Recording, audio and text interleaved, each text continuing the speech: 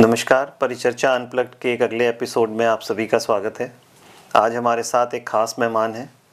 असम से आई हैं, दिब्रूगढ़ असम से। बेस्ट सेलिंग ऑथर हैं। 2 बुक्स इनकी आई हैं, बहुत ही शानदार किताबें हैं। Rekha Murdani ji, welcome to the show. Thank you so much sir for inviting me. मैं भी काफ़ी समय से यहाँ आना चाह रही थी। परिचर्चा क्लब के बारे में बहुत सुना मैंने, आपकी पॉडकास्ट सुनती हूँ, तो मेरा बहुत मन था कि मैं ज़रूर यहाँ आऊँ और हम अपनी बुक्स और अपनी राइटिंग जर्नी के बारे में डिस्कस करें। आज आप फाइनली यहाँ हैं। मेरे ख्याल से आपसे दूसरी बार मुलाकात हो रही है। जी हाँ। पहला क्वेश्चन जो हम नॉर्मली सबके साथ एक जनरल रखते हैं और सेम रखते हैं, क्योंकि वहाँ से शुरुआत हो जाती है। पहला सवाल आपसे, आपने कब और कैसे लिखना शुरू किया? और आज आप एक पब्लिश्ड ऑथर हैं 2 बेस्ट सेलिंग बुक्स की, तो एक जर्नी आपकी जानना चाहेंगे। मेरी जर्नी काफ़ी इंटरेस्टिंग रही है, क्योंकि मुझे पता नहीं था कि मुझे राइटर बनना है। दिस इज़ द थिंग, क्योंकि मैं अपने शौक़ के लिए लिखती थी, अपनी डायरी में लिखती थी, एंड किसी को पता नहीं था कि मैं लिखती हूँ। बट देन एक बार मैंने फेसबुक पे एक पेज के बारे में देखा, दैट इज़ मॉम्स प्रेसो, आपने भी सुना होगा। मेरी जर्नी वहाँ से बेसिकली स्टार्ट हुई। आई स्टार्टेड राइटिंग ब्लॉग्स। तो पहले मैंने छोटी छोटी कविताएं लिखी, फिर ब्लॉग्स लिखे, एंड आई रियलाइज़ कि लोगों को पसंद आ रहे हैं मेरे। जैसे जैसे मैं ब्लॉग्स लिखती गई, रीडर्स बढ़ते गए, एंड उनके मैसेजेस मेरे पास आते थे, उन कमेंट्स आते थे उनके पास बड़े अच्छे से। तो मुझे लगा कि नहीं, मैं लोगों को इंटरेस्ट आ रहा है मेरी राइटिंग में। एंड वो जो कम्युनिटी थी राइटर्स की एंड ब्लॉगर्स की, वहाँ पे 3000 लेडीज़ थी जो लिखती थी। मॉम्स प्रेसो मीन्स कि आप घर पे बैठे जो मॉम्स हैं जिनको लिखने का शौक़ है वो लिखे। सो वहाँ मुझे पता पड़ा कि मेरी क्रिएटिविटी है या मेरा इंटरेस्ट आ रहा है इस चीज़ में। एंड उन 3000 ब्लॉगर्स में से मेरी जब क्योंकि वहाँ रैंकिंग होती थी, तो वहाँ मेरी फर्स्ट रैंक आई। एक समय ऐसा आया, after writing for a year और सो मेरी फर्स्ट रैंक बनी वहाँ पर। तब मुझे बहुत और ज़्यादा इंटरेस्ट आया। फिर मैंने और पेजेस ज्वाइन किए। मैं वुमेंस वेब के लिए लिखती थी, आर्टून सिंस करके एक राइटिंग प्लेटफॉर्म था, उसके लिए लिखती थी। फिर धीरे धीरे मुझे प्रोफेशनली जैसे कंटेंट राइटिंग का मुझे ऑफर्स आए, तो मैंने वो भी लिखना शुरू किया। So this is how I started writing. And then there was a point when I realize that now I can write a book as well. So मेरा सबसे पहला इंटरेस्ट था इंडियन आर्मी, जो मैं हमेशा इंस्पायर्ड रहती हूँ इंडियन आर्मी से। तो मुझे लगा कि मैं क्यों ना अपनी जर्नी इंडियन आर्मी के बारे में लिख के स्टार्ट करूँ। And then I started writing for my first book, that is miles and fears. वो मैंने 2018 या 19 में लिखना शुरू किया, ड्यूरिंग कोविड। एग्जैक्टली लिखना शुरू किया था, बट कोविड में बहुत स्पीडीली मैंने लिखा, because generally I am home maker, so I do not get enough time to write. So मुझे कोविड में काफ़ी वक्त मिल गया कि मैं आराम से बैठ के लिखूँ। एंड 2020 में मैंने लिखना शुरू किया, एंड 2021 तक मेरी बुक कंप्लीट हो चुकी थी एंड पब्लिश भी हो चुकी थी। सो इस तरीके से यानी धीरे धीरे स्टेप बाय स्टेप मैंने लिखना शुरू किया था। ऐसा नहीं था कि मैंने कहीं से सीखा कि हाँ इस तरीके से बुक लिखी जाती है एंड ऐसे बुक लिख ली। No, I literally started with writing poetries and 2 liners and 4 liners, then blogs, then content writing, and then मैं बुक्स की तरफ आई। So this is my journey. फिर मेरी फर्स्ट बुक 2021 में रिलीज़ हुई, एंड अच्छा रिस्पॉन्स मिला, लोगों को बहुत पसंद आई वो बुक। एंड मेरी दूसरी बुक हुई 2023 में पब्लिश हुई थी, नेक्स्ट बुक मेरी, विच इज़ ब्लड सॉइल। 2023 में मैंने लिखना शुरू किया था, 2024 में इट गॉट रिलीज्ड। सो 1 साल हो चुका है उसको भी, तो उसका भी अच्छा रिस्पॉन्स मिल रहा है। फर्स्ट बुक मेरी इंडियन आर्मी पे बेस्ड थी, and second book is based on our freedom struggle of India. तो वो जो हमारा इंडिपेंडेंस स्ट्रगल है उसके बारे में मैंने इस बुक में लिखा है कि वहाँ पे असम स्टेट जो है हमारा, उसका क्या योगदान था या उसका क्या कंट्रीब्यूशन था।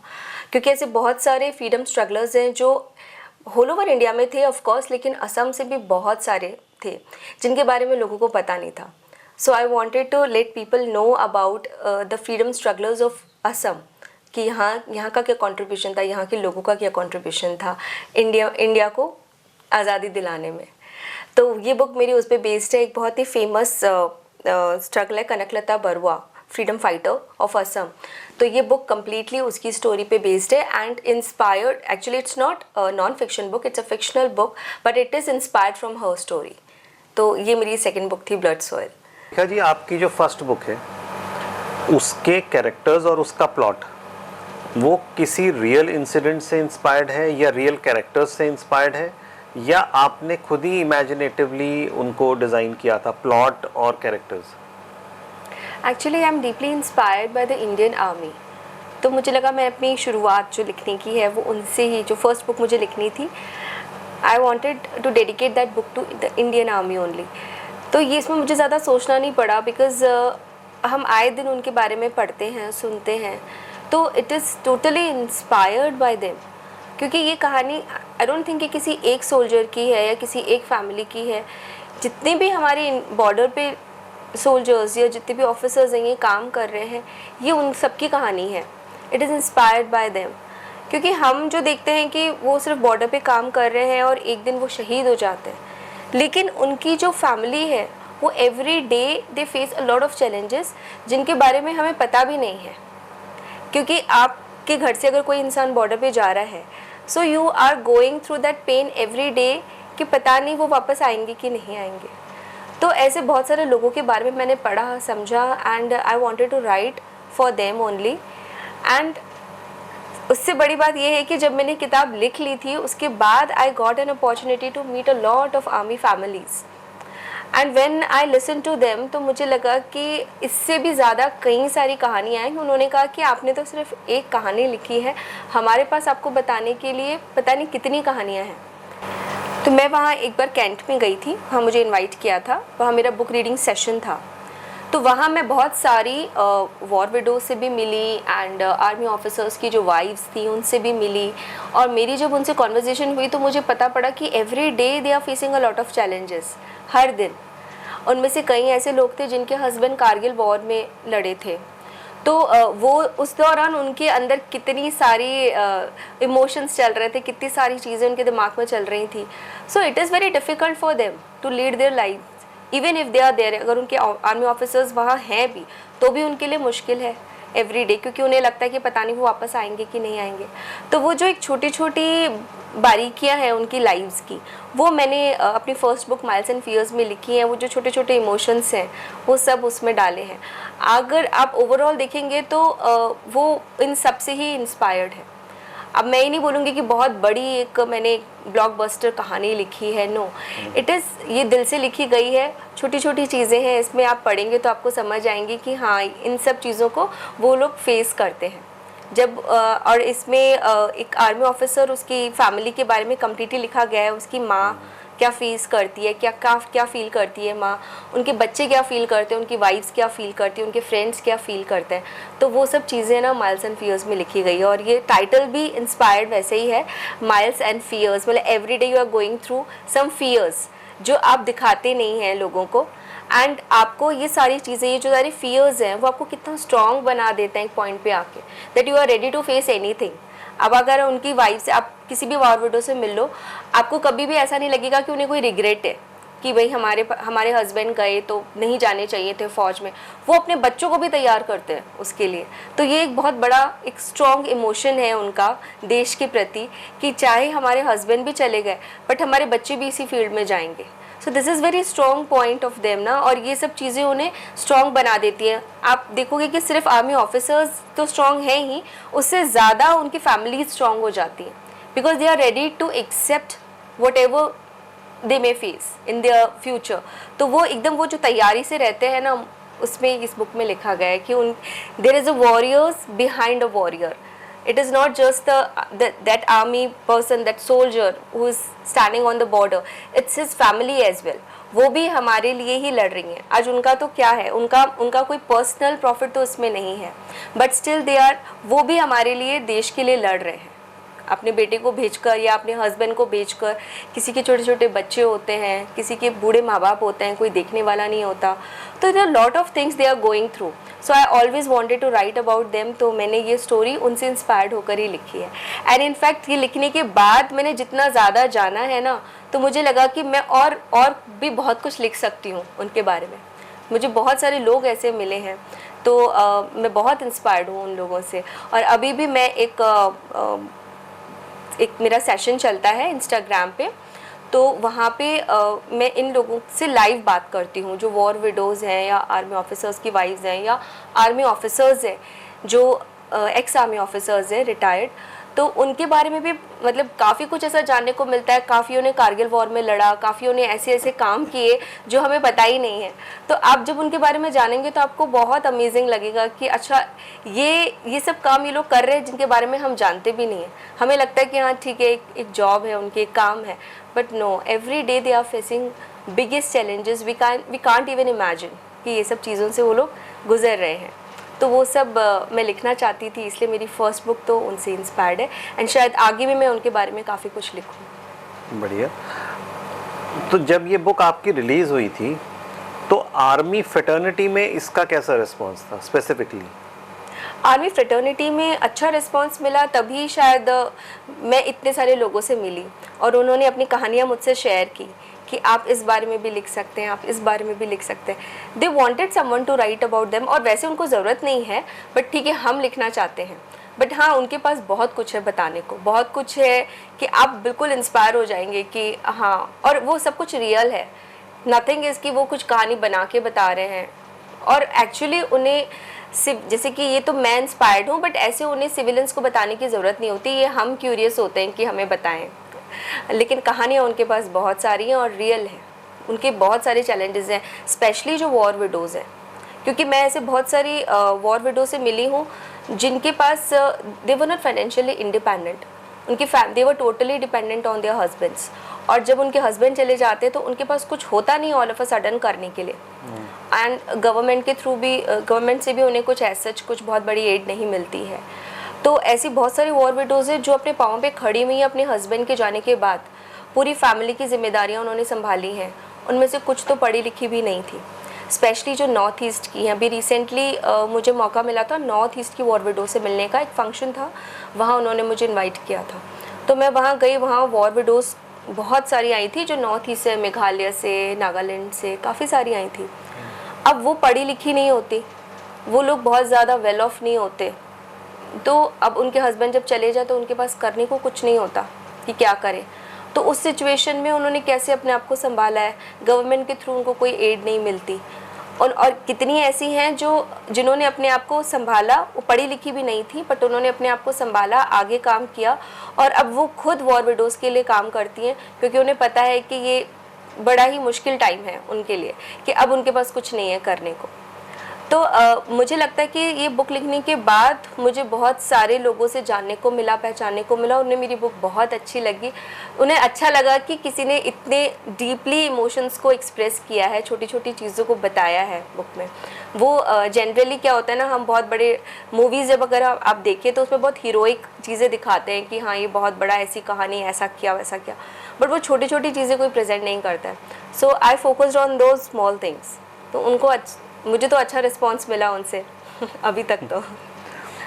अच्छा, आपकी जो सेकेंड बुक है ब्लड सॉइल, क्योंकि वो फ्रीडम स्ट्रगल पे है, इंडियाज़ फ्रीडम स्ट्रगल, और उसमें आपने जो प्रोटैगनिस्ट हैं वो असम से ली जी, है ना, तो कोई एक पर्टिकुलर रीज़न के फ्रीडम स्ट्रगल को आप हाईलाइट ही करना चाह रहे थे immediately after the grand success of your first book जो आर्मी बैकग्राउंड पे थी, और जैसे आपने कहा कि लिखने के बाद जो प्रोत्साहन आपको मिला या जो उसका फीडबैक आपको मिला, बहुत सारी चीज़ें ऐसी थी जो शायद अभी भी हैं जो लिखी जानी चाहिए, and you are interested in writing it also. तो मतलब एक simple question, why not the second book on the same army background and why on the freedom struggle? Actually जब मैंने फर्स्ट बुक लिखी ना, it is based on Kashmir, तो Kashmir issue के बारे में थी, थोड़ा बहुत कश्मीर से लिया गया था। तो जिन्होंने असम में बुक पढ़ी ना, तो उन्होंने कहा कि आप असम के बारे में क्यों नहीं लिख रहे हो, you should write something about Assam as well. तो असम की हिस्ट्री के बारे में जब मैं थोड़ा बहुत पढ़ना मैंने शुरू किया, तो मुझे जो एक पढ़ने को मिला, मुझे कनकलता बरुआ के बारे में काफ़ी कुछ पढ़ने को मिला। सो मुझे समझ आया कि she was one of the biggest freedom fighter of Assam. तो उन्होंने काफ़ी कुछ किया असम के बारे में, एंड लोगों को नहीं पता। जैसे हमारे भगत सिंह हैं, तो हम सब उनके बारे में जानते हैं, लेकिन असम जो स्टेट है उनका क्या कंट्रीब्यूशन था, उन्होंने यहाँ से कितने फ्रीडम फाइटर्स निकले, nobody knows about them. So I wanted people to know about them as well. तो मुझे इससे बेहतर कोई कैरेक्टर लगा नहीं. मुझे लगा कि शायद आई can right something about her, because she was just 17 years old when she was shot dead by the Britishers. She was just 17 years old when she was shot by the Britishers. So आज की जो generation के लोग हैं, 16, 17, 18 साल के जो बच्चे हैं, वो उनको मैं इंस्पायर करना चाहती थी कि उस टाइम में उस एज के जो बच्चे थे वो अपने देश के प्रति कितने ज़्यादा डेडिकेटेड थे. मतलब 17 years old बच्चे ही हुए, और उसमें वो जज्बा, वो पैशन था कि मुझे अपने देश के लिए कुछ करना है. और उनसे इंस्पायर हुए बहुत सारे लोग, उनसे बहुत सारी विमेन, बहुत सारी लेडीज़ उनसे इंस्पायर हुई, जो अपने घरों से उनके आने के बाद बहुत सारी लेडीज़ अपने घरों से बाहर निकल के आई कि हमें भी इसका हिस्सा बनना है, इस फाइट का हिस्सा बनना है, कि हमें आज़ाद होना है. एंड तब पूरा इंडिया जब एक साथ हो गया था, एंड लाइक हमारा ये स्ट्रगल बहुत बड़ा स्ट्रगल रहा, मतलब 200 साल की गुलामी के बाद. So it is a big thing. I want people to know more about it, क्योंकि बहुत सारे फाइटर्स हैं जिनके बारे में हम जानते ही नहीं हैं, जिन्होंने अपनी जान दे दी, हमें पता ही नहीं है. And it was not easy for them. वो आसान नहीं था. तो मैंने ऐसे बहुत सारे लोगों के बारे में पढ़ा, जैसे कुशाल कोवर है, वो भी असम के बहुत बड़े फ्रीडम फाइटर हैं. उनके बारे में भी किसी को, मतलब आउट ऑफ असम किसी को नहीं पता, असम में तो हर कोई जानता है उनको. तो मुझे लगा कि मैं ये 2-3 जो फ्रीडम फाइटर्स हैं असम के, उनके बारे में बताऊं, क्योंकि उन्होंने एक लेगेसी छोड़ी है अपने पीछे. और इनका जो ग्रुप था कनकलता बरुआ का, उसे हम डेथ स्क्वाड कहते थे. मृत्यु वाहिनी के नाम से उनका जो ग्रुप था, उनकी ग्रुप का नाम था मृत्यु वाहिनी.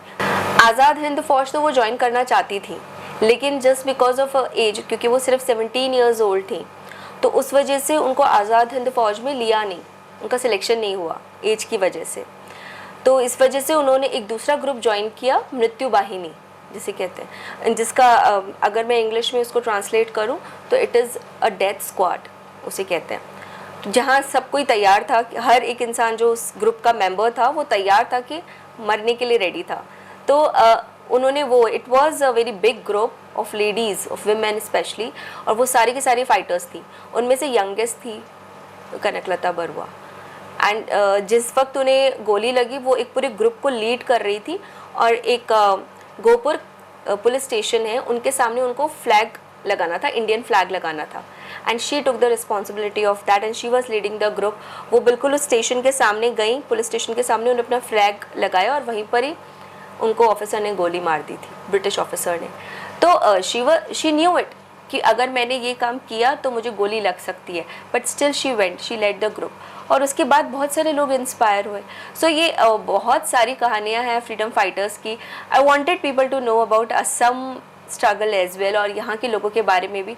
तो मेरा एक मोटिव यही था कि मैं लोगों को और बताऊँ, आउट ऑफ असम लोगों को बताऊँ कि what we have done, what the people of Assam have done for the struggle, for the independence of our country. आपकी 2 बुक्स आ गई, दोनों बुक्स पब्लिश हैं, अच्छी चल रही हैं, लोगों ने बहुत अच्छा एप्रिसिएशन दिया है, मार्केट में बहुत अच्छा एप्रिसिएशन है. आपकी पब्लिशिंग जर्नी कैसी रही? पब्लिशिंग जर्नी देखिए, किसी भी ये क्वेश्चन मैंने क्यों पूछा, ये क्वेश्चन मैंने इसलिए पूछा क्योंकि जो नए बच्चे आ रहे हैं, बहुत लोगों को आइडिया नहीं होता है ना. आपने फर्स्ट बुक है, उसमें कुछ आपने चैलेंजेस फेस किए होंगे, वो सेकंड में दूर हो गए होंगे. तो उस वजह से ये है कि भी एक एस्टैब्लिश्ड ऑथर की जर्नी जब लोग सुनते हैं तो उनको एक, जैसे कहते हैं ना कि आई ओपनिंग होता है कि भाई इस तरीके से अपनी पहली किताब को लेके जाएं. सपोज़ आपको पहली किताब में 6 महीने लगी फॉर एग्ज़ाम्पल, तो दूसरे को सुनने के बाद एटलीस्ट वो गलतियां सुधार सकता है पहले ही. इसलिए इस क्वेश्चन को था. जब मैंने बुक लिख ली थी, मेरी बुक जब लिख के मैंने रेडी कर ली थी, उसके बाद मुझे पता ही नहीं था कि अब मुझे इसका क्या करना है, because I was very new in the industry. मेरे किसी पब्लिशर से कोई कांटेक्ट नहीं थे, मैं सिर्फ ब्लॉगर थी एंड ब्लॉगिंग ही करती थी उसके पहले तो. एंड बुक जब रेडी हो गई तो मुझे ये पता नहीं था कि अब मुझे किसको ईमेल भेजना है, कहाँ अप्लाई करना है. आप गूगल पे देखोगे तो आपको बहुत सारे पब्लिशिंग पब्लिशिंग इंडस्ट्रीज़ के लोग मिलेंगे and they will ask you कि हमें इस पे ईमेल भेजिए, उस पे ईमेल भेजिए। एंड हर एक ऑथर का जो सबसे पहला सपना होता है, उन्हें लगता है कि अब हमने बुक लिख ली है, अब हम पेंगुइन से पब्लिश हो जाएंगे या हम रूपा से पब्लिश हो जाएंगे। तो वो एक मेरे दिमाग में भी ये था कि it is a easy process, but it was not. तो मुझे भी लगा कि it is an easy process, but it wasn't. मैं ईमेल्स पे ईमेल्स लिखती गई बहुत सारे पब्लिशर्स को, and I wanted to get my book traditionally published, which is not easy. तो मुझे नहीं पता था कि मुझे करना क्या है, but yes I was writing emails to lot of people. बहुत सारे मैंने पब्लिशिंग हाउसेस में भेजे ईमेल्स, क्योंकि बिगनिंग ऐसी ही होती है, कहीं से रिजेक्शंस भी आए एंड कितनों ने मुझे जवाब भी नहीं दिया। तो मुझे समझ ही नहीं आ रहा था मुझे करना क्या है। और जो मेरे और जिनसे मेरी बात हुई, कुछ एक लोगों को मैं जानती थी जो राइटिंग इंडस्ट्री में है, तो उनसे मेरी बात हुई तो उन्होंने कहा कि आपको अगर बुक पब्लिश करनी है तो आप ट्रेडिशनली ही जाओ, क्योंकि अगर आप सेल्फ पब्लिशिंग में जा रहे हो तो उसकी वैल्यू नहीं होगी। बट मुझे क्या लगा, मेरी जो फर्स्ट बुक थी वो ट्रेडिशनली पब्लिश्ड हुई, at the end of the day वो ट्रेडिशनली पब्लिश्ड हुई। बट मुझे इस एक्सपीरियंस पर मुझे लगा कि there is not a difference between you get your book publish through आप ट्रेडिशनली, और अगर आप सेल्फ पब्लिश भी करो, so there is not a big difference between these two things. आप किसी भी तरीके से अपनी बुक को पब्लिश करो, eight the end of the day what matters more is your content. आपका कंटेंट अच्छा है अगर बुक का, आप बुक को प्रमोट अच्छे से कर रहे हो, तो of course your book will work. आपकी लिखाई अच्छी होनी चाहिए, आपकी राइटिंग अच्छी होनी चाहिए। इट डजेंट मैटर कि वो सेल्फ पब्लिश्ड है या ट्रेडिशनली पब्लिश्ड है। वो एक ऐसा बना दिया है मिथ, हमारे दिमाग में डाल देते हैं कि हाँ ट्रेडिशनली पब्लिश्ड ही आपकी बुक होनी चाहिए। ऐसा कुछ नहीं है। जो मुझे समझ आया, अगर आपने एक अच्छी बुक लिखी है, आप एक अच्छे जेन्युइन पब्लिशर के पास जाइए, डेफिनेटली वो आपको हेल्प करेंगे बुक को प्रमोट करने में, एंड तक आपके साथ कनेक्टेड रहेंगे। आई थिंक जो मेरा एक्सपीरियंस है पिछले 5-7 साल का, वो यही रहा है कि मुझे अपनी बुक किसी एक जेन्युइन पब्लिशर को देनी है जो commercially, of course we all work for finances, और कमर्शियली हम लोग सारे काम करते हैं। बट अगर आपका सिर्फ मोटिव कमर्शियली ही आप अपने आप को ग्रो करना है, तो उसमें क्या होता है, कहीं ना कहीं राइटिंग आपकी गुम हो जाती है, वो ख़त्म हो जाता है। तो आप क्या कर रहे हो, उस बुक की सोल को ख़त्म कर रहे हो, उस राइटर के अंदर जो पैशन है उसको ख़त्म कर रहे हो, जस्ट कि आपको कमर्शियली आपको आगे बढ़ना है। तो मुझे ऐसा लग रहा है कि मुझे एक जेन्युइन पब्लिशर जो दे सकता था, मुझे आप छोटे पब्लिशर के पास जाओ, आप उनसे पब्लिश करवाओ, अपनी बुक को अच्छे से प्रमोट करो, definitely you will work in the industry. आप बड़ों के पीछे क्या होता है ना, हम लोग इतने सारे लोगों को भेज देते हैं, वहाँ से रिजेक्शंस आते हैं, समवेयर कहीं ना कहीं आप क्या हो जाते हो, डीमोटिवेट हो जाते हो। And it is not like that कि आपकी बुक अगर पेंगुइन से पब्लिश हुई है तो हिट ही होगी, ऐसा नहीं है। ऐसे बहुत सारे छोटे छोटे ऑथर्स हैं जिन्होंने छोटे छोटे पब्लिशर से बुक पब्लिश कराई है, उनकी बुक बहुत अच्छी चली है। तो मेरा एक्सपीरियंस तो ऐसा है कि आप जेन्युइन पर्सन के पास जाओ जो आपकी बुक को समझ सक रहे हैं, आपकी राइटिंग को समझ सक रहे हैं, और वो उस अकॉर्डिंग आपकी बुक को प्रमोट भी करते हैं, उस अकॉर्डिंग आपके साथ काम भी करते हैं, and at the end of the day you are satisfied कि जो आप चाह रहे थे वो आपको मिला। अदरवाइज़ मेरे एक्सपीरियंस के हिसाब से मुझे ऐसा कुछ बहुत ज़्यादा डिफरेंस नहीं लगा कि ट्रेडिशनली ही पब्लिश करना है या सेल्फ ही पब्लिश करना है। No, it's all about the publisher, good publisher, that's it. अच्छा, अभी आपने आंसर में एक बात बोली कि हर ऑथर का ये ड्रीम होता है कि वो पेंगुइन से पब्लिश हो या रूपा से पब्लिश हो। एक सवाल, आप ना आंसर देना चाहें तो भी कोई बात नहीं, बट एक सवाल मैं एक पूछता हूँ, मैंने कुछ ऑथर्स से और भी पूछा है पॉडकास्ट पे। पेंगुइन, रूपा या हापर कॉलिंस, ये बड़े ग्रुप्स हैं, बड़े ग्रुप्स ऐसे क्योंकि ये बहुत टाइम से इंडस्ट्री में है ना भाई। आज अगर कोई 100 साल से इंडस्ट्री में है या 50 साल से इंडस्ट्री में है और कोई 5 साल से इंडस्ट्री में है, तो नेचुरली टाइम का फ़र्क तो है ही है, तो नेचुरली क्लाइंट्स का भी फ़र्क होगा ही भाई, इतने टाइम से आ रहा है। मगर ऐसा क्यों है कि ये एक ड्रीम पब्लिशर्स है? जैसे आपने खुद कहा कि ऐसा तो है नहीं कि अगर रूपा से पब्लिश हुई है तो किताब हिट ही हो जाएगी, है ना। तो हर किसी को, अच्छा टाइम भी ये लोग बहुत लेते हैं क्योंकि भाई काम ज़्यादा रहता है, तो नेचुरली रिस्पॉन्स का टाइम भी कम होता है। अब आपने अपनी किताब लिखी है और सपोज वो साल भर बाद पब्लिश होके आ रही है या 1.5 साल बाद पब्लिश होके आ रही है, तो मुझे लगता है कि आधा एंथुजियाज्म तो वैसे ही ख़त्म हो जाता है जी। अगर आपने अपनी किताब रूपा से या पेंगुइन से या XYZ किसी से भी छपवाई है और अगर वो साल भर से ऊपर लग गया उसे छपने में, तो आधा एंथुजियाज्म तो वैसी ख़त्म हो गया। तो फिर ऐसा क्यों है कि नहीं, किताब पूरी करने के बाद सबसे पहली मेल जो है वो रूपा और इन पब्लिशर्स को ही जाएगी? मतलब मैं किसी को पर्टिकुलर नहीं कह रहा, इस टाइप के जो पब्लिशर्स हैं इन्हीं पे ही क्यों जाएगी? सर क्योंकि ये बोल दिया जाता है कि रूपा की बुक होगी तो रीडर्स पढ़ते हैं, पेंगुइन की बुक तो रीडर्स यूं ही उठाते हैं, बट ऐसा कुछ नहीं है। जो मुझे समझ आया है कि अगर आपने एक अच्छी किताब लिखी है, अगर आप अपनी बुक को अच्छे से प्रमोट कर रहे हो, आप लोगों तक उस बुक को पहुंचा रहे हो, आपका कंटेंट अच्छा है, अब ऐसा नहीं कि आपने कुछ भी लिख दिया एंड वो चल जाएगा, नो, अगर आपका कंटेंट अच्छा है तो डेफिनेटली आपकी बुक अच्छी है। क्योंकि ये मेरा एक्सपीरियंस रहा माइल्स एंड फियर्स लिखने के बाद। अब मेरी बुक कोई रूपा या पेंगुइन से पब्लिश नहीं हुई थी, लेकिन उसका कंटेंट लोगों को पसंद आया था। मेरे पास कितने लोगों के मैसेजेस हैं, उन्होंने कहा कि आप इसका पार्ट 2 भी लिखिए, उसके बाद भी हमको पढ़ना है।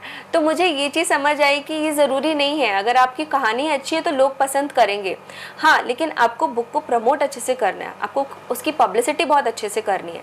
Because at the end of the day मुझे लग रहा है कि रीडर ये बुक पलट के नहीं देखता है कि उसका पब्लिशर कौन है, ठीक है। हाँ, ये है कि आपको एक प्लेटफॉर्म मिल जाता है, आप जैसे पेंगुइन से पब्लिश्ड हैं तो आपको एक प्लेटफॉर्म मिल जाता है, वो ऑफलाइन स्टोर्स तक पहुंचा देते हैं आपकी बुक, ये एक प्लस पॉइंट रहता है।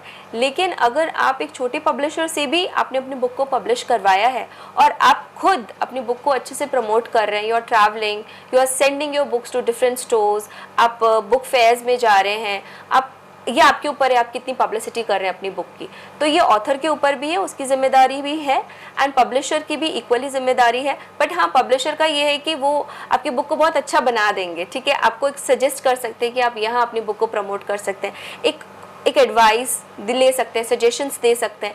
बाकी तो देखो ये ऑथर के ऊपर है, और ऐसा नहीं है कि पेंगुइन की बुक है तो बस वो सबको बहुत अच्छी लगी, no, it's not like that. मेरा पर्सनली कहना है कि ऑथर्स के दिमाग में या राइटर्स के दिमाग में, जो न्यूबीज़ हैं उनके दिमाग में ये चीज़ डाल दी जाती है।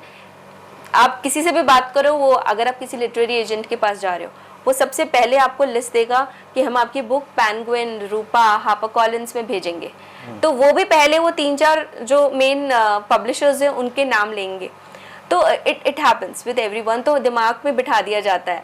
अभी मैं नाम नहीं लूँगी, मेरी भी स्टार्टिंग में एक पब्लिशर से बात हुई थी, उन्होंने मुझे कहा था कि ये इंडस्ट्री में सिर्फ 5 ही ऐसे पब्लिशर्स हैं जो बुक को सक्सेसफुल बना सकते हैं, और इन्हीं का ही नाम लिया था उसने, रूपा, पेंगुइन, हापर कॉलिंस और 2 और कोई थी पब्लिशिंग पब्लिशर्स, उनका नाम लिया था, उससे 5 का नाम लिया था कि अगर आपकी बुक इनके थ्रू जा रही है तो ही आपकी बुक आगे बढ़ेगी, अदरवाइज नॉट। तो ये ऑथर्स के दिमाग में बहुत सारे एजेंट्स, बहुत सारे पब्लिशर्स बिठा देते हैं। सो आई थिंक मेरे एक्सपीरियंस से ऐसा कुछ नहीं है। आप एक अच्छी किताब लिखो, एक जेन्युइन पब्लिशर के पास जाओ, no matter how big he is और हाउ स्मॉल ही इज़, अगर वो आपकी बुक को अच्छे से पढ़ता है, समझता है, बुक की सोल को समझता है, तो डेफिनेटली, और आप अगर उसको अच्छे से पब्लिसिटी बुक की कर रहे हैं, आप प्रमोट कर रहे हैं, तो डेफिनेटली इट विल वर्क। आपकी किताब छपने के बाद, चाहे आप बड़े पब्लिशर से छाप रहे हैं या छोटे पब्लिशर से छाप रहे हैं, दोनों ही केसेस में बुक का प्रमोशन और मार्केटिंग मेन है ना? आपने क्या किया अपनी बुक की प्रमोशन के लिए? मतलब आपकी स्ट्रेटेजी क्या रही है? सर, जो मैंने फर्स्ट बुक लिखी थी उसके बाद तो क्योंकि डिब्रूगढ़ में मैंने लिखी थी, तो वहाँ पे बहुत सारे जो जर्नलिस्ट हैं, जो अखबारों में लिखते हैं लोग, उन्होंने मुझसे आके इंटरव्यूज़ लिए थे, उन्होंने अपनी न्यूज़पेपर में डाल दिया एंड वहाँ के चैनल्स में डाल दिया, लोकल चैनल्स में डाल दिया। उसके बाद एक national channel Sudarshan news channel, उसमें वहाँ के एक पर्सन है हमारे, उन्होंने डाला because he was very impressed by the book. तो उन्होंने कहा कि नहीं, मैं इसको कोशिश करूँगा प्रमोट करने की। सो तो फर्स्ट बुक जो मेरी थी वो तो मेरे जो नोन लोग हैं वहाँ के, जो जानते हैं, उन्होंने प्रमोट कर दी थी। तो चीज़ें अपने आप होती गई हैं। उसके बाद एक आर्मी ऑफिसर कपल था, आर्मी कपल, उनसे मैं बाय चांस मिली, तो मैंने उनको अपनी बुक के बारे में बताया। तो वहाँ से शुरू हुआ कि उन्होंने मुझे आर्मी कैंट में इनवाइट किया।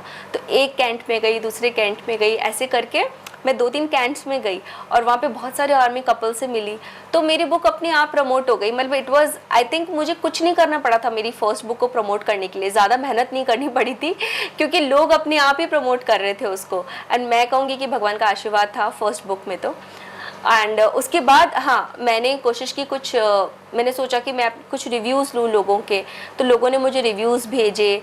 Everything was happening by itself, मतलब मुझे उसमें कुछ मेहनत नहीं करनी पड़ी, टू बी ऑनेस्ट। यानी आपकी कोई ऐसा स्पेसिफिक स्ट्रेटेजी नहीं थी? स्ट्रेटेजी नहीं थी। आपने पर्सनली खाली लोगों से मिलना शुरू किया, हाँ। और वर्ड ऑफ माउथ से वो नेटवर्किंग बनती गई। बिल्कुल, एक ने दूसरे को बोला, दूसरे ने तीसरे को बोला, so it worked like that. So first book में मेरा एक्सपीरियंस बहुत अच्छा था and I was so happy कि people are liking, readers are liking my book. And मेरे पास कॉल्स आए, मैसेजेस आए, लोगों ने अपने वॉल्स पे, मेरे अपने सोशल मीडिया हैंडल पे डाला मेरी बुक के बारे में।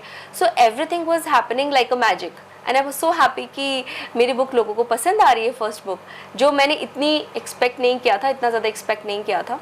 एंड जब मैं आर्मी कपल से मिली, आर्मी ऑफिसर्स से मिली, उन्हें भी अच्छी लगी। मैंने कितनी बुक्स तो उनको वैसे भी दी, कितनी उन्होंने खरीदी। So it happened like that. तो फर्स्ट बुक तो मेरी बहुत अच्छा रिस्पॉन्स मिला मुझे लोगों से। सेकेंड बुक में मुझे प्रॉब्लम हुई क्योंकि सबसे पहला तो ये एक ऐसा मैटर था इंडियन फ्रीडम स्ट्रगल का जो हर कोई नहीं पढ़ना चाहता है, टू बी ऑनेस्ट। बहुत कम लोगों को इंटरेस्ट होता है पेट्रियाटिज्म में। तो यहाँ मुझे थोड़ा सा बुक की पब्लिसिटी मुझे करनी पड़ी यहाँ पर। मैं आपसे मिली इस बुक के टाइम तो आपने मुझे सजेस्ट किया कि you can come to a event and we will launch it. तो फिर मुझे लगा कि ठीक है, why should not I go and attend the event where I will meet like minded people. तो मैं यहाँ आई तो मुझे बहुत सारे ऑथर्स से, बहुत सारे अलग अलग फील्ड के लोगों से मिलने का चांस मिला, अपॉर्चुनिटी मिली। वहाँ मैंने अपनी बुक को डिस्कस किया उन सब से। तो ये मेरे लिए बहुत बड़ी अपॉर्चुनिटी थी क्योंकि उसके बाद मुझे काफ़ी अच्छा ब्रेक मिला when I went back. And लोगों ने मुझसे पूछा कि आप कहाँ गए थे, and I told them about this event, this Meerut event. तो वहाँ पे बहुत सारे न्यूज़पेपर्स में, शायद मेरे ख्याल से डिब्रूगढ़ में जितने लोग मुझे जानते हैं आपको भी जानते ही हैं। So it started with this and मैंने इस बुक के लिए किसी को हायर नहीं किया कि हाँ मैं आपको पैसे दे देती हूँ मेरी, because it's happening in the industry ना, आप पेड प्रमोशन भी करा रहे हो। बट मैंने ऐसा इस बुक के बारे में भी, इस बुक से रिलेटेड मैंने ऐसा कुछ नहीं किया, बस आपसे मिली मैं। एंड उसके बाद मेरे काफ़ी लोगों से कांटेक्ट बने, उन्होंने मेरी बुक पढ़ी। अच्छा, सबसे अच्छी बात जो आपकी इवेंट में हुई, जो मुझे लगी, विच आई ऑलवेज कमेंट, कि मैं बहुत सारे लोगों से मिली, उन्होंने कहा आप मेरी बुक पढ़िए, मैं आपकी बुक पढ़ता हूँ, लेट्स से हम एक दूसरे को फीडबैक देते हैं। एज जेन्युइन ऑथर्स हम एक दूसरे को फीडबैक्स देते हैं। Author promoting author. Exactly. So this really work for me, क्योंकि बहुत सारे ऑथर्स ने मेरी बुक पढ़ी, मैंने बहुत सारे ऑथर्स की बुक्स पढ़ी, and we gave feedbacks to each other. तो मुझे पता पड़ा कि ये यहाँ कमी थी, ये चीज़ मेरी अच्छी थी। This was a recommendation and this was recommendation. So ये चीज़ भी मुझे बहुत अच्छी लगी। तो ये भी नेटवर्किंग थी। आप इतने सारे लोगों से मिलते हो, वो आपकी बुक के बारे में और लोगों को बताते हैं, and it work like that. मेरा ये सेकेंड बुक भी इसी तरह से प्रमोट हो गई हर जगह। अच्छा, एक चीज़ मुझे बताइए, जैसे अभी आपने भी बताया कि हम बड़े पब्लिशर्स पे जाते हैं तो एक चार्म ये रहता है कि फ़िज़िकल डिस्ट्रीब्यूशन बुक का होता है, ठीक है। अच्छा, मेरा एक चीज़, मुझे इस चीज़ में कन्फ्यूजन है, तो मैं नॉर्मली ऑथर्स से पूछता हूँ कि अगर सपोज़ आपने बड़े से छपवाई है, छोटे छपवाई है, चलिए that's a different issue, but why are in today's digital world, why are you actually after physical distribution? आज की डेट में बुक स्टोर से किताब खरीदने जाते ही कितने लोग हैं? आप अननेसेसरली अपनी बुक छपवा के, चाहे वो आपने छपवाई है चाहे पब्लिशर ने छापी है, एक डेड स्टॉक आप अलग अलग बुक स्टोर्स पे लगा रहे हैं सिर्फ इसलिए कि आपको वहाँ पे लगी हुई बुक का फ़ोटो मिल जाए। आपने फेसबुक पे, इंस्टा पे लगा दिया, लोगों ने वाव करके लाइक कर दिया। उसके अलावा कितने लोग जाते हैं? जब अमेज़न पे ऑलरेडी डिस्काउंट पे अवेलेबल है और आपके घर पे डिलीवरी होती है, तो मुझे तो नहीं लगता बुक स्टोर में कोई लेने जाता है किताब आज की डेट में।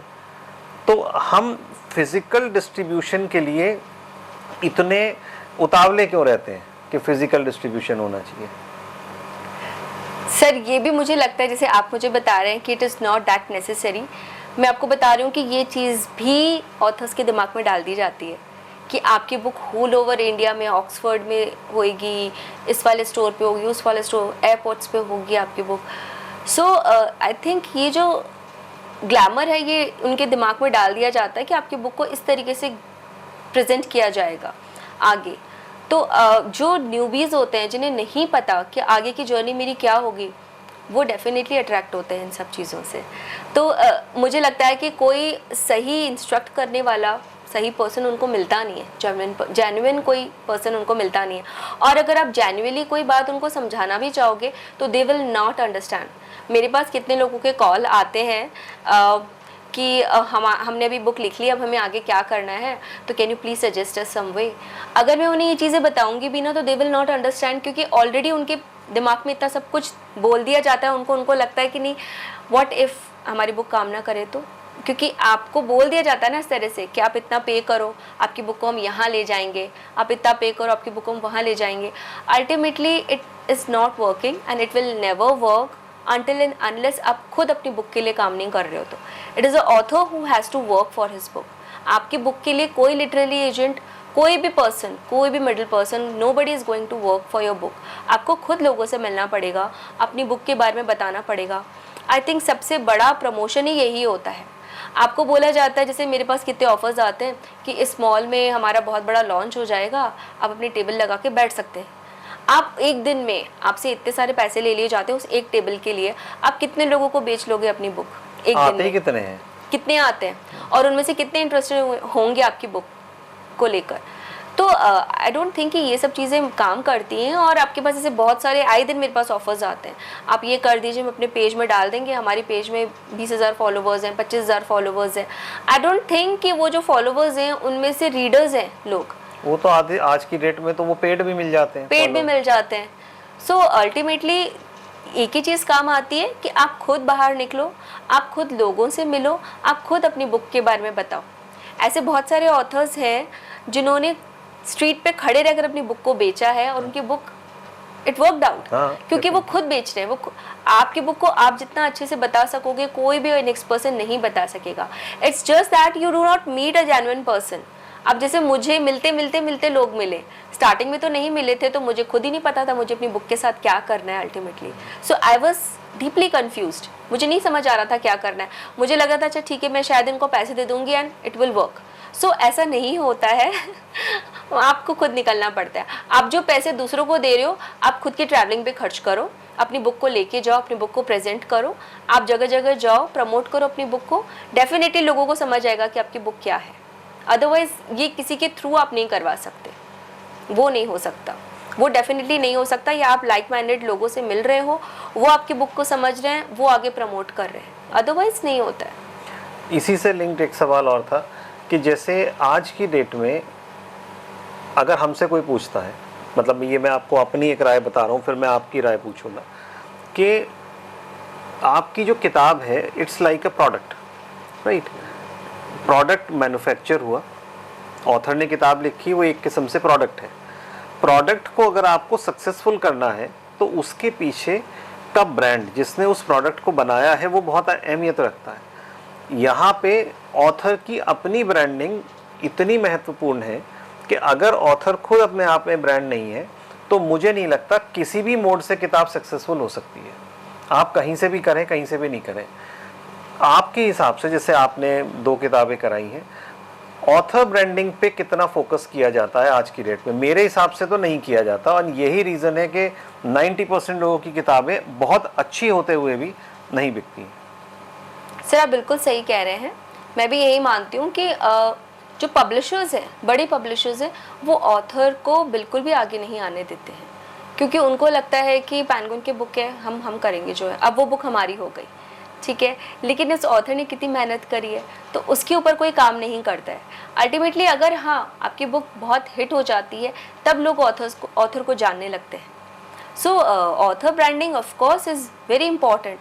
आप लोग जब तक आपको नहीं जानेंगे तो आपकी बुक को कैसे जानेंगे? या तो ये हो जाए कि आपकी बुक बहुत हिट हो गई तो आपकी बुक के थ्रू लोग आपको जानने लगे, लेकिन अगर आप नए इंसान हैं तो ना लोग आपकी बुक को जानते हैं ना आपको जानते हैं। तो ये होता है कि आपको आपको खुद आगे जाना पड़ता है, अपनी बुक को प्रेजेंट करना पड़ता है. So this is the right way to go. But वही है कि आपको डायरेक्शन दिखाने वाला कोई नहीं होता है, यही प्रॉब्लम होती है सर अल्टीमेटली. तो आज की जो पब्लिशिंग इंडस्ट्री है पूरी, उसमें एक कंसेप्ट बड़ा पॉपुलर है कि enroll with a literary agency and then go in for publishing. आपके उसके बारे में क्या विचार है? मतलब पब्लिशिंग के लिए क्या ये नेसेसिटी है कि एक लिटरेरी एजेंसी के थ्रू ही जाया जाए, या क्या एक्सपीरियंस होता है? आपका क्या टेक है? I think it's not necessary to go through through a literary agent only, but yes, they can work for you because आप जब नए होते हो तो आपको नहीं पता होता कि what should be the format of sending email and what are the other things that you should attach with the email, क्योंकि आपको नहीं पता होता आप नए होते हो. तो literary agent जो होता है he can show you the right direction कि हाँ these are the things, this is a process. First stage में हम ये भेजेंगे, सेकेंड स्टेज में हम ये भेजेंगे. So there is a long process. तो वो आपको शो करते एक सही डायरेक्शन देते हैं. क्या ये प्रोसेस होता है या आपको बताया जाता है ये process? That I really don't know. That I really don't know. लेकिन ये था कि that literary agent should be genuine because you are trusting on a literary agent blindly. आपने उनको पे किया है and you wholly and solely trust on a literary agent कि now आपकी बुक जो है वो सही तरीके से आगे जा रही है. ये आप कहीं ना कहीं ट्रस्ट एक ऑथर का बैठता है. बट अगर उसमें वो literary agent is not the genuine one, अगर वो अपना कमर्शियल प्रॉफिट ही उसमें देख रहा है तो चीज़ें बहुत ख़राब हो जाती हैं. So my experience was not that good. So I won't suggest कि आप जाओ ही और न जाओ. प्लीज़ आप जाने से पहले चेक करो कि हाउ दिस पर्सन इज़. अगर वो सही डायरेक्शन में आपको लेके जा रहे हैं तब तो ठीक है, बट वो भी आपको करने के बाद ही पता पड़ता है. अब जैसे इन माई केस मुझे 1 साल तक तो पता ही नहीं था कि मेरी बुक का हो क्या रहा है. It took 1 year for me to get my book published. So मैंने अपनी बुक रेडी कर ली थी, मैंने सबमिट कर दी थी. Everything they asked me for, I gave them, I submitted everything. 1 साल तक आपकी बुक ही पब्लिश नहीं हुई? Yes, for 1 year I was literally waiting. I completed my book in 2023 and it got published in 2024. So for the complete 1 year I was just waiting. And वो जो 1 साल था उसमें भी मुझे बहुत बार उनको बोलना पड़ा कि आप प्लीज़ देखिए मेरी बुक का क्या हो रहा है, आप see look into the matter. तो वो मुझे बोलना पड़ा. बट ऐसा नहीं होना चाहिए. I think because when you are taking the responsibility of an author, of a writer, so you should completely take it and you should do everything on time. फिर आप पब्लिशर्स को डायरेक्टली भेजो, वो 1 साल लगा रहे हैं, तो वो ज़्यादा बेटर ऑप्शन है ना. आप डायरेक्टली बात करो, you not paying to the traditional publishers को. अगर आप भेजते हो तो दे टेक 6 months और 8 months to reply you back. तो इट्स बेटर कि आप उनको भेज दो. फिर why you waiting for literary agent to get your book published. And उसके बाद समटाइम्स तो यही होता है कि वो आपको जो लिस्ट देते हैं पब्लिशर्स की, वो भी वही पब्लिशर्स होते हैं जिनको आप डायरेक्टली कांटेक्ट कर सकते हो. हमारा रीज़न क्या होता है लिटरेरी एजेंट के थ्रू जाने का? वो सो कॉल्ड बड़े पब्लिशर्स. बड़े पब्लिशर्स. ओके. तो अगर आपको वही नहीं मिल रहे हैं तो फिर आप क्यों जाओ? फिर आप डायरेक्टली जिन पब्लिशर्स को आप डायरेक्टली कांटेक्ट कर सकते हो, at least you are able to converse them freely. आप उनको अपनी बुक समझा सकते हो, अपनी प्रॉब्लम बता सकते हो, या आप कैसे अपनी बुक को देखना चाहते हो आप ये बता सकते हो. When you go through a literary agent आपको मौका ही नहीं मिलता पब्लिशर से बात करो properly. So these are the things, these are my experiences. So I won't say that you should not go through through a literary agent, or you should go through a literary agent. It totally up to you, but it's very important कि आप उसके पहले research ज़रूर कर लो. You talk to the people who have gone through the publishing, like through the literary agent, through that specific literary agent, get their experiences. आप उनको देखो कि उनका experience क्या हुआ है, आप उनको सुनो, and only then you decide for yourself. So it's very important. Otherwise अगर आप, मुझे लग रहा है कि आपका अगर कोई एक ऐसा पब्लिशर है जेन्युइन जो आपकी बुक को पब्लिश कर सकता है, आपकी बुक को समझ सकता है, you better go through them. क्योंकि अल्टीमेटली आपका होना वही है. तो यहाँ आप 1 साल वेट कर रहे हो, you are paying to the literary agent. अच्छा, what is more important is कि आपकी बुक एडिटेड है. It should be well edited. आप ग्रामेटिकली एरर्स कर रहे हो अपनी बुक में, उसका ठीक से नहीं लिखा हुआ है, उसका फॉर्मेटिंग ठीक नहीं है, सो आप वो चीज़ें आप चेक कराओ, यू बेटर पे अ प्रूफ रीडर, वो तो प्रूफ रीडिंग प्रूफ हो गई। रीडिंग इज इम्पॉर्टेंट, या आप उसको उनको पे करो rather than paying to a literary agent, क्योंकि अल्टीमेटली अगर आपकी बुक का वही होना है तो आप बेटर आप खुद लेके जाओ ना उसको, फिर आप लिटरेरी एजेंट के थ्रू क्यों भेज रहे ये हो? बड़ा शॉकिंग है कि मतलब 1 साल तक बुक पब्लिश नहीं हुई है, क्योंकि बीइंग अ पब्लिशर हमारा तो maximum time period is 2 months, 2 महीने में आपके पास मैक्सिमम किताब आपके हाथ में होगी और होनी चाहिए, इससे ज़्यादा टाइम लगता ही नहीं है। अगर आप एडिटिंग कराकर भी कर रहे हैं किताब को तब भी 2 महीना मैक्सिमम है। ठीक है, हम मान के चलते हैं बड़े पब्लिशर्स हैं तो उनके पास मैन्युस्क्रिप्ट ज़्यादा आती होंगी, आंसर करने में पढ़ने में टाइम लगता होगा, मगर 1 साल नहीं लगता, कितनी भी आते हो 1 साल तो नहीं लगता, मगर खैर जो भी उनका प्रोसेस है। Yes, I waited for 1 year, and there was another author who waited for 2.5 years. This is strange. तो इतना वेट के बाद में क्या होता है ना, आपका वो जो एक मोमेंटो ख़त्म हो जाता है, एंथुजियाज़म ख़त्म हो जाता है। और अगर आप रेगुलर ऑथर हैं तो कायदे में 2.5 साल, जैसे आपने बताया किसी ऑथर का, तो 2.5 साल में तो कायदे में अगर आप 6 महीने में एक किताब लिख रहे हैं या साल भर में एक किताब लिख रहे हैं तो 2.5 साल में तो तीसरी किताब पे वर्क होना चाहिए। Absolutely, you were stuck somewhere in between ना, कि आप आगे बढ़ो कि इस बुक पे ही काम करो, आप स्टक हो जाते हो समवेयर। तो it was like kind of not good experience for me, but so I won't suggest कि आप बिल्कुल मत जाओ, ऐसा नहीं है, बहुत सारे लोगों को फ़ायदा भी होता है, but this was my experience which I wanted to share. तो it's totally up to you, research before going with the literary agent, research a lot, okay, that is important. Otherwise you can directly contact to a publisher.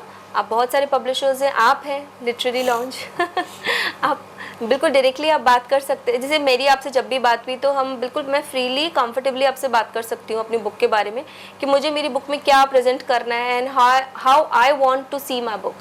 So this is very important. आपको author को सुनना पड़ेगा ना, एक publisher का काम है कि आप एक ऑथर्स को सुनो, समझो एंड देन आप उसकी बुक को उस तरीके से प्रेजेंट करो। आपको क्या प्राइस चाहिए, क्या उसका बुक कवर होना चाहिए, आपकी बुक का सोल क्या है, आप आराम से बता सकते हो। So that is very very important. आपको पब्लिशर एक जेन्युइन मिल जाए तो आई थिंक आप वो सारे काम कर सकते हो जो आप बड़े पब्लिशर्स के साथ भी कर रहे हो। आप इतना बड़ा प्रोसेस में जा रहे हो, आप रूबा पेंगुइन के साथ भी जा रहे हो, अल्टीमेटली आपको अपना प्रमोट तो करना पड़ेगा ऑथर को खुद। तो आप फिर इजीली करो ना, फिर इतना लॉन्ग प्रोसेस क्यों जाना है। अगर आपका कंटेंट अच्छा है, if you believe in your work then you go out and you work for it. Author branding is very very important. Great. अच्छा, एक लिटरेचर से हटके एक आपका अपना वेंचर है लर्न एंड लीड, उसके बारे में कुछ बताइए। Learn and Lead is a kind of like, it's a public speaking club for little students, like for young students, like they are of age 7 years, 8 years, 9 years, 10 years, from 7 to 18 years old. I'm training the students from 7 to 18 years old students. So यहाँ हम we work together for communication skills.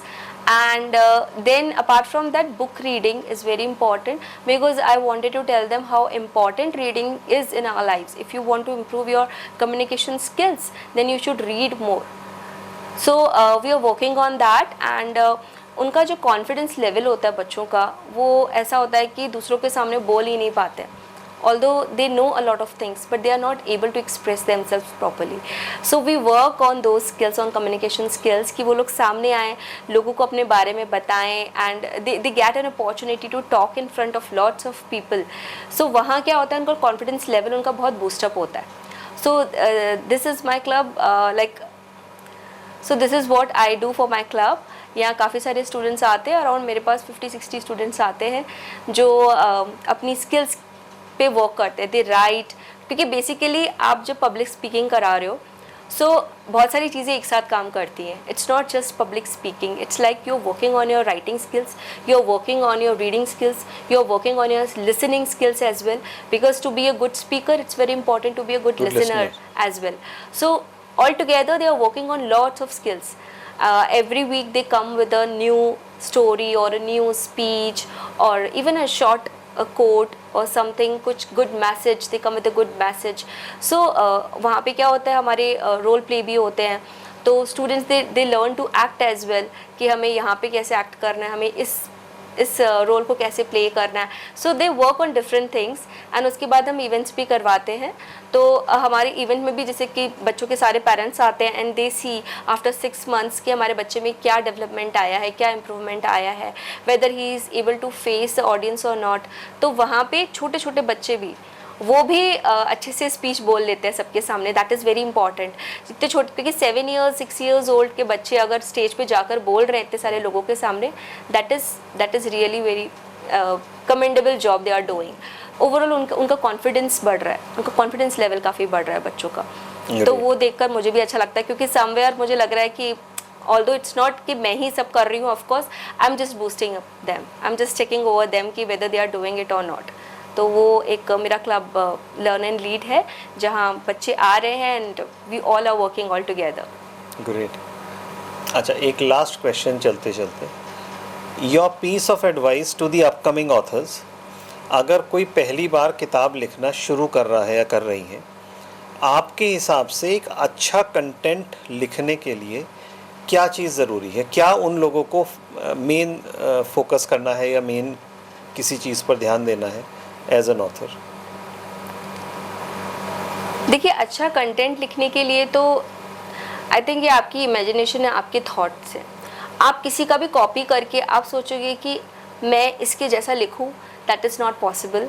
ऐसे बहुत सारे आपको advertisement चलते हैं कि we will teach you how to write a book in 30 days, how to write a book in a week.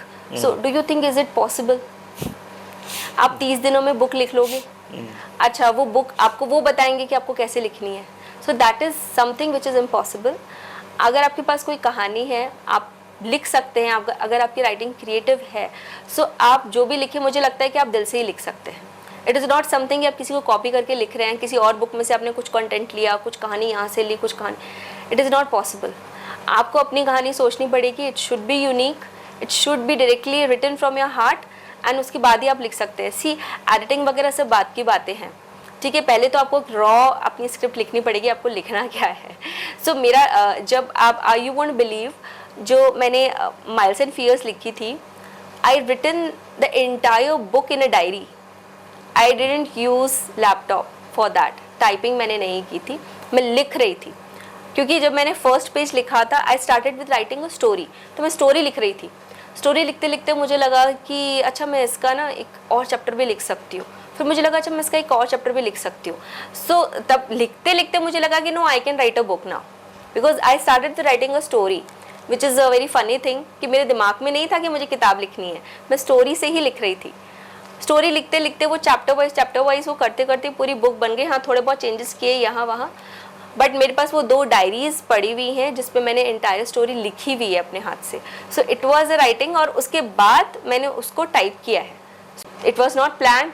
लिखते लिखते लिखते मुझे मज़ा डायरी में लिखने में ही आता था, तो मैंने वो 2 डायरीज पूरी रख के रखी हैं एज अ मेमोरी कि ये मैंने मेरी पहली किताब लिखी थी. तो आप जब लिखते हो तो आप किसी का कॉपी नहीं कर सकते हो, कोई आपको नहीं सिखा सकता आपको कैसे लिखना है. वो आपकी यूनिक एक आर्ट है. राइटिंग इज़ एन आर्ट, तो वो आपकी यूनिक ही रहेगी. आपकी राइटिंग और मेरी राइटिंग बिल्कुल डिफरेंट होगी, डेफिनेटली. सो आई थिंक अगर आपको एक अच्छी कहानी लिखनी है तो आप खुद सोचो कि आपको कैसे लिखनी है.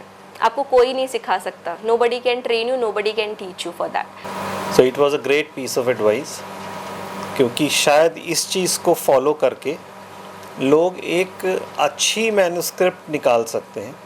वो ठीक है कि अगर आपको लैंग्वेज अच्छी नहीं आती है, अच्छी का मतलब लैंग्वेज थोड़ी सी, अगर आप बेसिक लिख रहे हैं तो आपने एडिटर से उसको थोड़ा सा एनहेंस करा लिया. और आजकल तो खैर डिजिटल टूल्स भी बहुत सारे हैं जिनसे आप लैंग्वेज इम्प्रूव कर सकते हैं. I think there is no harm in using them. It is almost similar to what the editor does, है ना. तो रेखा जी, चलते चलते एक लास्ट क्वेश्चन और, आपकी आने वाली किताब कौन सी है और कब आ रही है? आने वाली किताब तो अभी मैं सोच ली है कि मुझे क्या लिखना है. I am working on it. It would be, मैं कोशिश करूँगी कि वो अगेन रियल स्टोरी से इंस्पायर्ड हो या फिर नॉन फिक्शन हो. बट अगर नॉन फिक्शन नहीं भी हुआ तो वो रियल स्टोरी से इंस्पायर्ड ही रहेगी. Realistic fiction. Realistic fiction, yes. So अभी मुझे उसके लिए लोगों से मिलना पड़ेगा. So I am working on it. तो मैं ज़्यादा कुछ नहीं बता पा रही हूँ क्योंकि एग्जैक्टली मुझे क्या लिखना है वो मुझे पता है, but I don't want to reveal it because मुझे पता नहीं, स्पॉइलर नहीं होना चाहिए। मुझे पता नहीं कि इट विल वर्क आउट और not, whether I would meet those people, would be able to meet those people or not. So इसके लिए मैं श्योर नहीं हूँ बिकॉज मैं कोशिश कर रही हूँ कि मैं वापस अब जब भी असम वापस जाऊँ तो मैं उन लोगों से कांटेक्ट करूँ, उनसे मिलूँ एंड उनकी कहानी के बारे में जानूँ and then again I will write something that is inspired from real events. कोई टाइमलाइन कि भाई इस टाइम तक मुझे निकालनी है किताब? प्रॉब्ली 1 साल के अंदर अंदर, मतलब 25 में एक किताब आपकी आ जाएगी? कोशिश करूँगी। चलो कोई। तो रेखा जी बहुत मज़ा आया आपसे बात करके। Same here. और मोस्ट प्रोबेबली हम चाहेंगे कि आपकी अगली किताब जब आती है तो डेफिनेटली हम पॉडकास्ट एक और करेंगे अगली किताब के साथ, क्योंकि वो अगर रियलिस्टिक फिक्शन होगा तो उस पे सवाल भी ज़्यादा होंगे, और जिन रियलिस्टिक कैरेक्टर्स के ऊपर वो किताब होगी तो नेचुरली उनके बारे में जानने में भी ज़्यादा मज़ा आएगा। तो बहुत मज़ा आया आपसे बात करके। Thank you for being on the show. Thank you for inviting me sir. मुझे बहुत अच्छा लगा अपने थॉट्स शेयर करके या जो मेरी जर्नी थी उसके बारे में बताकर, मुझे बहुत अच्छा लगा। Thank you so much sir for inviting me to join.